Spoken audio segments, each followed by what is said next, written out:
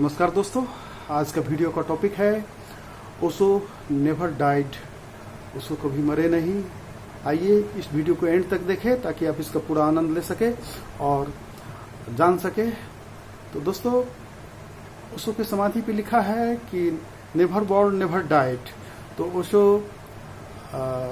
कभी नहीं जन्मे न कभी मरे, और मृत्यु उसी की हो सकती है जो कभी जन्मता है। लोग जन्मा ही नहीं, उसका मृत्यु कैसे हो सकता है।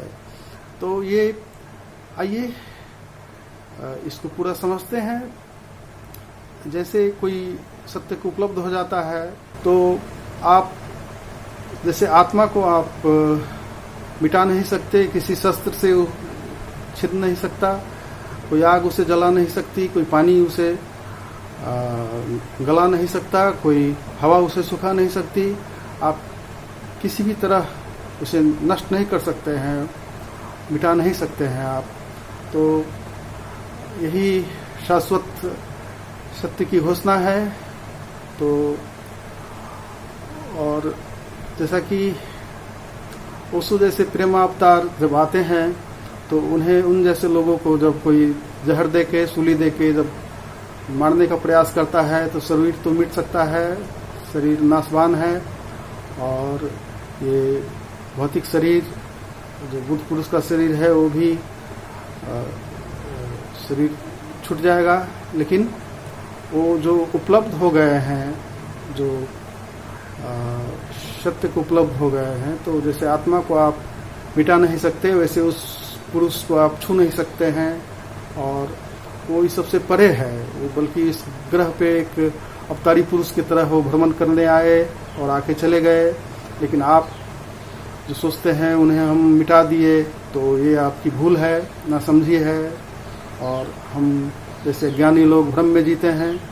बल्कि ऐसे प्रेमावतार जैसे ओशो हैं तो ये और भी मनुष्य के हृदय में समा जाते हैं, छप जाते हैं, और वो जन्म जन्म तक आपके लिए सदैव प्रेरणा के स्रोत बने रहते हैं। और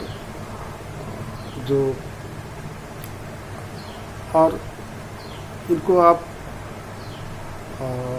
भुला सकते। जैसे प्रेम मरता नहीं, वैसे ही आनंद मरता नहीं, वैसे ही ओशो जैसे लोग भी कभी मरते नहीं। और इसको मिटाने का कोई उपाय नहीं है।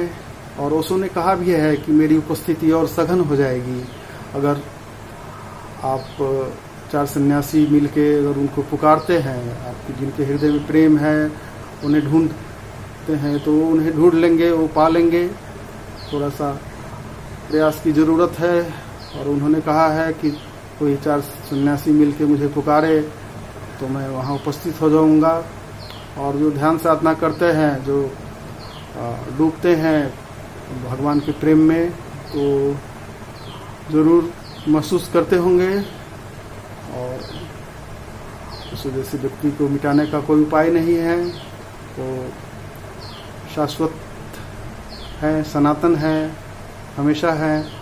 तो और ये उनका उद्घोषणा है कि ये आपको शरीर रहते ही, आपका जीवन रहते ही आप भी सत्य को जान ले, आप भी ज्ञान को उपलब्ध हो जाए, जो आपको कोई छीन नहीं सकेगा, कोई मिटा नहीं सकेगा। जीवन के रहते ही अगर आप जान गए, उस अमृत को पा लिए, तो आप हमेशा के लिए इस आवागमन भरी संसारों से आप मुक्त हो गए, मोक्ष को प्राप्त कर लिए और परमात्मा को उपलब्ध हो गए, सत्य को प्राप्त कर लिए। तो यही उनका देशना है, यही संदेश है, यही। तो इस वीडियो को हम यही अंत करते हैं। आशा करता हूँ ये आपको अच्छा लगा होगा। अगर अच्छा लगा हो तो इसे लाइक, शेयर और सब्सक्राइब करें। धन्यवाद। जय ओशो।